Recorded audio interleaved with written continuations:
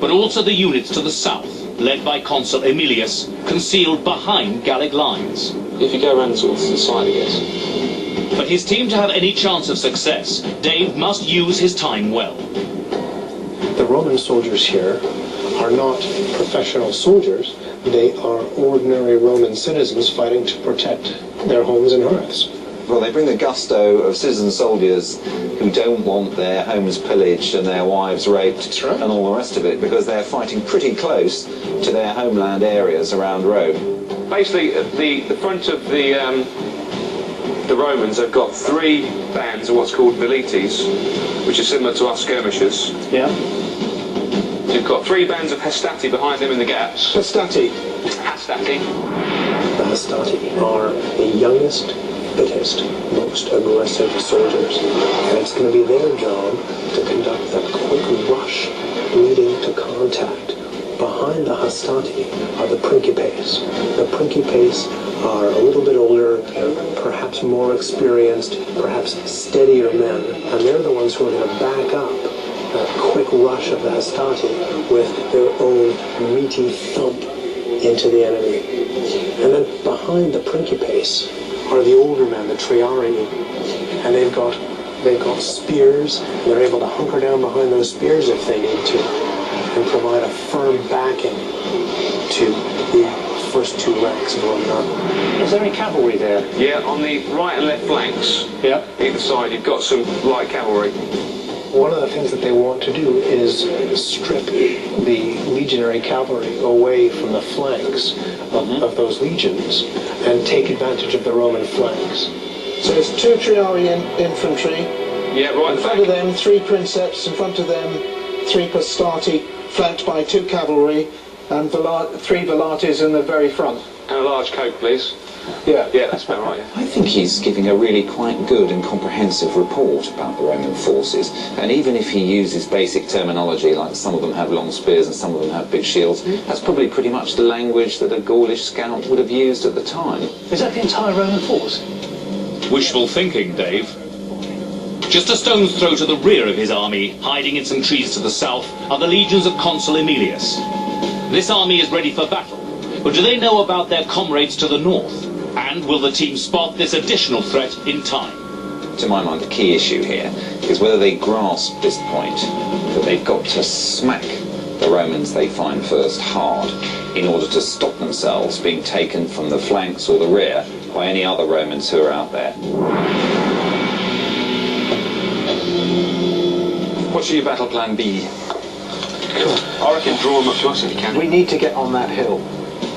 That's one thing, because it's the high ground. Whoever gets the high ground is likely to win the battle. But what if we just stay where we are and let them come to us? Let them go over the hill, get knackered coming over the hill, come down and meet us, engage about here. Well, the thing is, we'll be fighting uphill at that point. And The hill in itself is meaningless.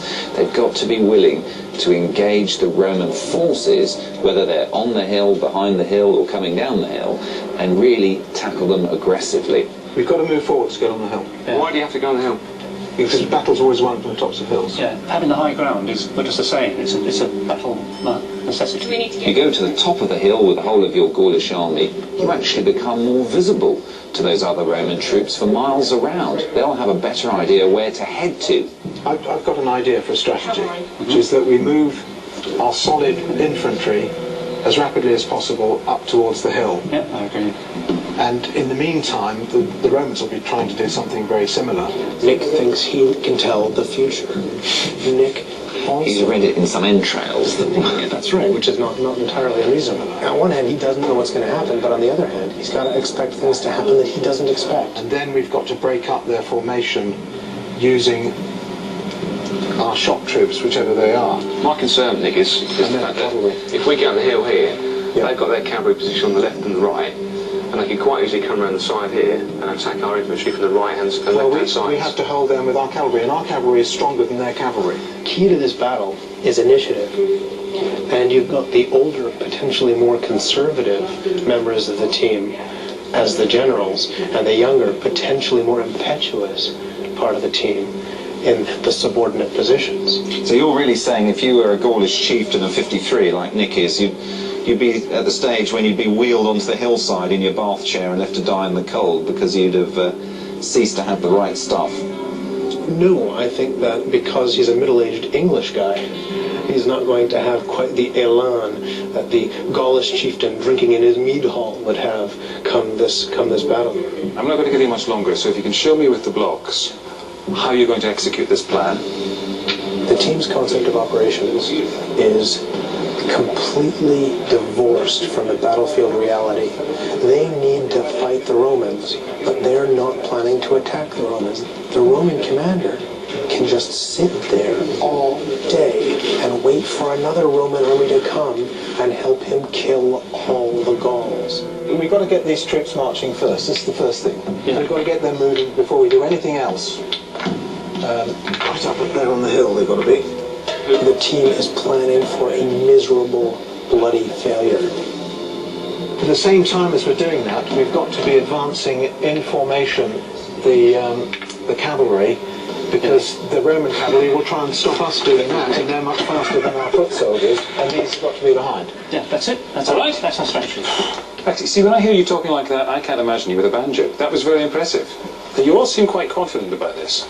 Yeah, I think the clue was that our boys have no fear. We need to get up that hill as fast as possible. No fear. They have no fear whatsoever. stuck in. Bosh, bosh, they're gone. So something Home by tea time. That's the plan.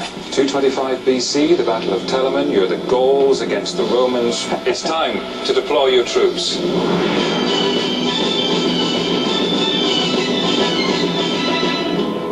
A team of journalists from Pilot magazine command the army of King Aneroestes, a horde of barbarians from northern Italy.